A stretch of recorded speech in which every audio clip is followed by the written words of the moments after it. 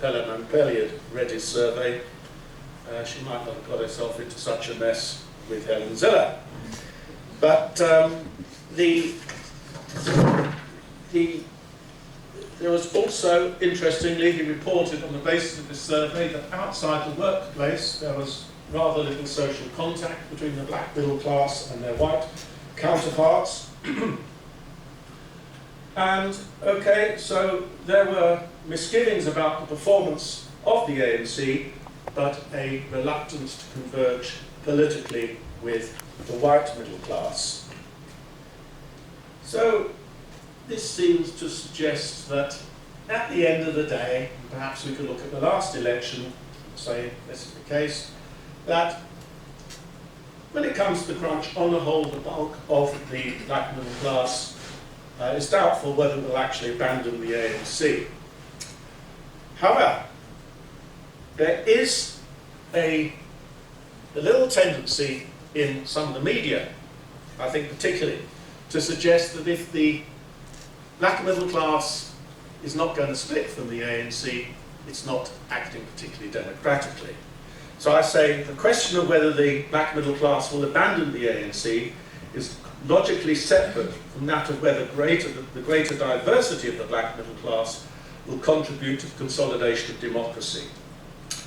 I argue that even if opposition parties fail to attract black middle class votes, the black middle class is increasingly publicly visible as critics of the ANC and demanding greater accountability. We see the black middle class as increasingly visible and audible today in the media and so on, in public discourse. They're editors, they're journalists, they're anchormen, they're commentators, they're letter writers, they're bloggers, and so on and so forth. Many are virulently critical of the ANC, and their voices are important because even if they say the same things as such as old whites like me, where they're coming from is politically very important. Equally, blacks are beginning to make their way in professions such as law and accounting and playing a more important role in their professional associations. And equally, just as poor communities around the country are involved in social delivery protests, it's likely that members of the black middle class will find common cause with their white counterparts in registering protests about various discontents, whether it's about schooling or transport, municipal service, environmental issues, or whatever. So I think it's very important for us to remember that.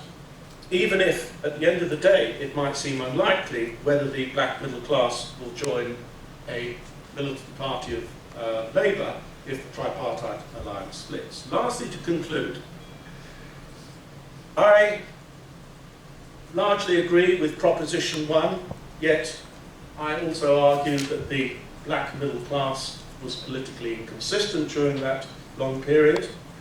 Proposition 2 argues that different layers of the black middle class are unlikely to abandon the ANC, which sponsored it.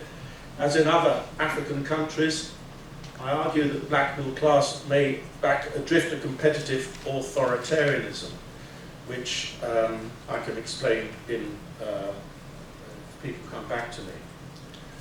Lastly, as in Proposition 3, I suggest that the growth of the black middle class will add to political diversity and will demand greater public accountability.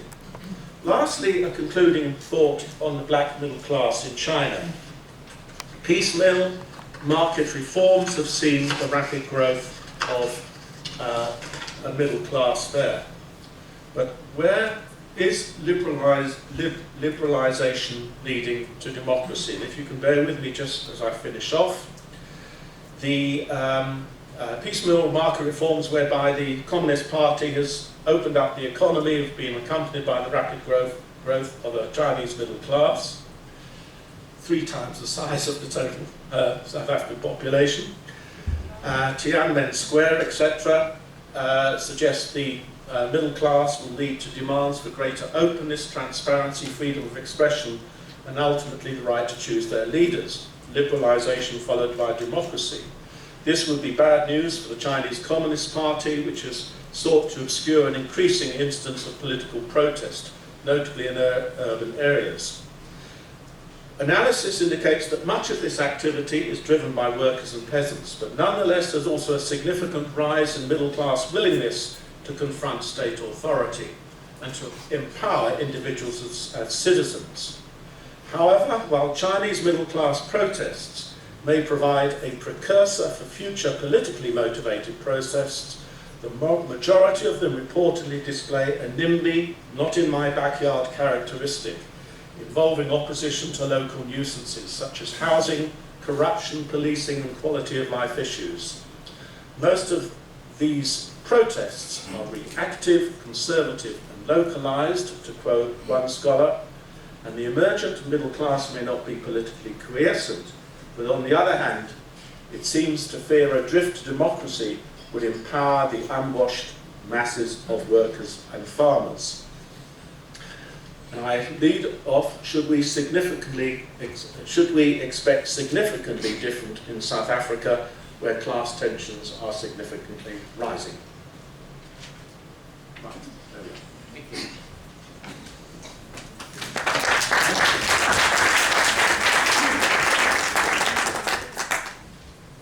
All right, there's plenty to talk about. Let's take three questions and then hand over to Roger and see how we can keep going. Yes. Thanks, Roger. I'm just wondering, I've got 2 points. I think on the one If you hand- push the sorry. the button there. There's 2 points I would like to mention in your question.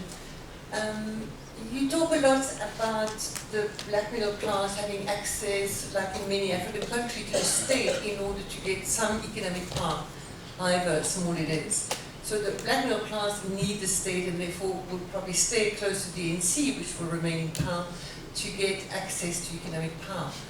But the new generation that you say is rising is now also going to be less dependent, hopefully, on the state, partly because of their education and experience in the corporate world, and be a bit more active and have a bigger voice.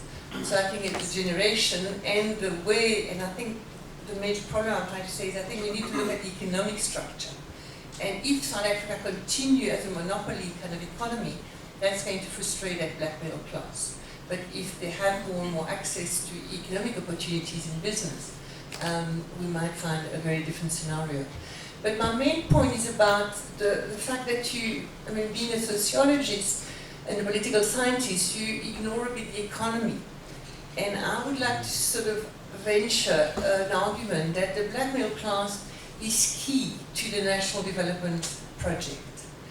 And I'm using Kandawire, I'm allowing economists to talk about that because, I still remember Paulo Jordan talking about 2 kinds of black middle class in business. The one that are the pure rent seekers who use the state to sit on boards and confess like Cyril Ramaphosa that they don't have any power and they probably wouldn't know what to do with the power anyway. And then there's the real black middle class that use rent-seeking opportunities to really build economic power and maybe an alternative, less monopolistic industry. And his argument is that that black middle class with real economic power is important for South Africa, and even Paulo Jordan agree with that. And he says that the reason they're important is that the South African state cannot on its own develop and needs an alliance with an indigenous black middle class. The whites are not, as faithful and loyal to the project, but that the black middle class will be the one. So I think economically, and I suppose the democracy derives from that. But we need to look at how the middle class is really forging a way ahead economically, and whether they buy into this national development vision. So I just would like you to comment on that. Go for it. Thanks, Chair. My name is Tina Makachana. I'm a public civil servant and working for cooperative governance and traditional affairs. I'm a community development worker. For real, this is the very hardest discussion that I've never had. And when one was sitting here, I was busy trying to get exactly what is the purpose of this particular discussion. Is it aimed at splitting the alliance of the ANC with COSATU and the South African Communist Party? What is that needs to be achieved exactly? Secondly, this particular middle class that is being mentioned here, I'm sure it has been partly covered where it comes from. The middle class is coming from the poor society that have been oppressed in South Africa for a long time. And I'm not sure then if people understand exactly where they come from, are in a position to forget where they come from. They are not like Israelites when they were taken out of Egypt. They really understand where they are coming from. Those will be my comments. Thank you.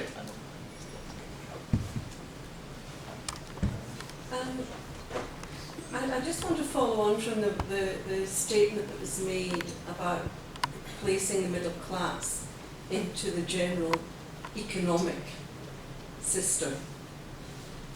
And it seems to me that when you were speaking, the middle class was used almost interchangeably with bourgeois, or with the bourgeoisie.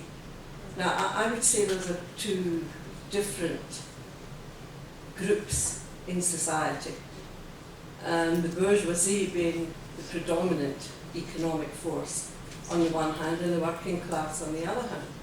And that raises for me an issue that it was almost as if you were saying that the middle class have an independent existence.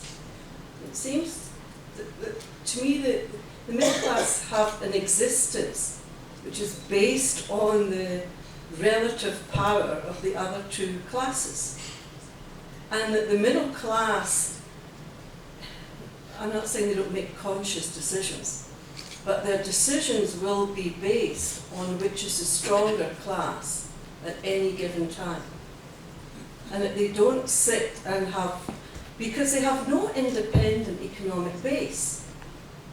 Their base is based in this space in between the other two classes. And I think to talk of them as if there's some sort of independent existence, I think is wrong. And I think that where they go and what they do will depend on the strength of those classes. And I mean, we have clearly indicated as LUMSA that we are looking towards researching and looking towards a workers' party. Whether I would say that the fate of the middle class depends on the fate of the working class. They will never be the bourgeoisie.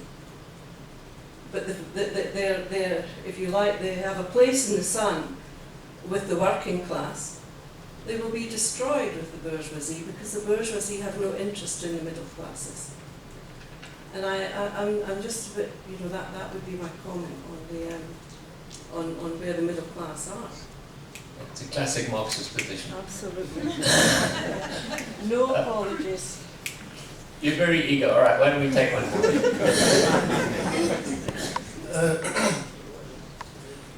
Mr. Southall, sir, the truth is simple, and I think Harry Gwala used to put it very clear. I want to build upon that point that the lady was making. Speak up. Yes. I want to build up on that point that the lady was making. Harry Gwala says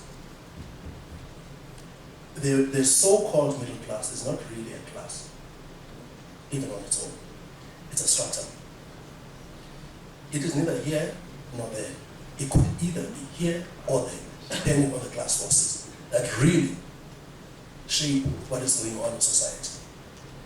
So I think that kind of position that the lady was articulating is more helpful in helping us understand the direction that this so-called middle class, I would say so-called, could be helping either to consolidate, deepen democracy, or it can be a reactionary force that will actually break things against the very same trajectory of liberation movement.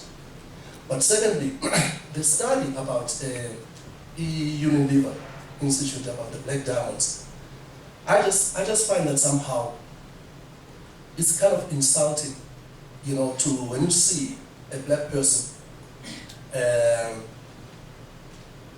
moving up, taking opportunities that he or she fought for in the first place. They are not given on a silver platter. They utilize those very, very same gains